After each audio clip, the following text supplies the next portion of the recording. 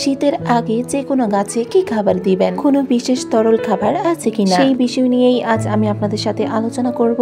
আপনি যদি আমার চ্যানেলে নতুন হয়ে থাকেন তাহলে অবশ্যই সাবস্ক্রাইব করে রাখুন এবং পাশে থাকা বেল আইকনটি অন করে দিন। হ্যালো বন্ধুরা, আসসালামু আলাইকুম। কেমন আছেন সবাই? আলহামদুলিল্লাহ আমি ভালো আছি। আজ আমি গাছেদের জন্য যে তরল সারটি তৈরি করে দেখাবো সেটা আপনি চাইলেই কম বেশ সারা বছরই ব্যবহার করতে পারেন। এই খাবারটা যে কোনো গাছেদের জন্যই একটা দারুণ অমৃত খাবার হতে পারে।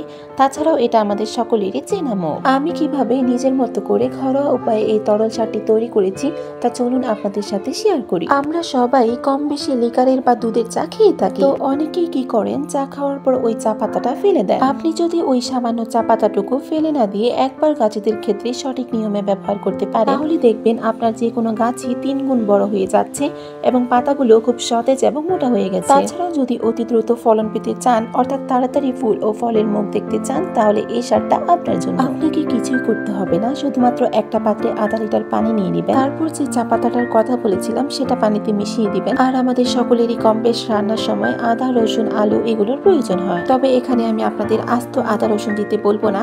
আদা রসুনটা ছিলে ফেলার পর যে খোসাটা থাকে সেটাই ওই পানিতে দিয়ে দিবেন। আর হ্যাঁ, আপনি চাইলে এখানে আলুর খোসাটাও দিতে পারেন। যাদের বাড়ির ছাদ বাগানে বা আশেপাশে নিম গাছ আছে সেখান থেকে কয়েকটা নিম পাতা এনে হামানদিস্তায় একটু পিষে তা ওই পানিটাতে দিয়ে দিবেন। আর এখানে আরেকটা কথা, যাদের বাড়িতে লেবু থাকবে তাদের ভাগ্য তো খুবই ভালো। লেবু থেকে থাকলে 1 থেকে 2 টুকরো স্লাইস করে নিতে পারেন এবং ওই স্লাইসের মধ্যে যে রসটা থাকবে সেটা আপনি ওই মিশ্রণে দিয়ে দিবেন। বাস ওই পানির মধ্যে আমি যে উপাদানগুলো বলেছিলাম সেই প্রত্যেকটা উপাদানই আপনি পানির মধ্যে 1 দিন রাত ভিজিয়ে রাখবেন। আপনার ছাদে কতগুলো গাছ আছে সেই অনুপাতে কিন্তু আপনি মিশ্রণটি কম বেশি করে নিতে পারেন। থেকে শুরু করে শাকসবজি যে কোনো গাছে এটা ব্যবহার করা যাবে।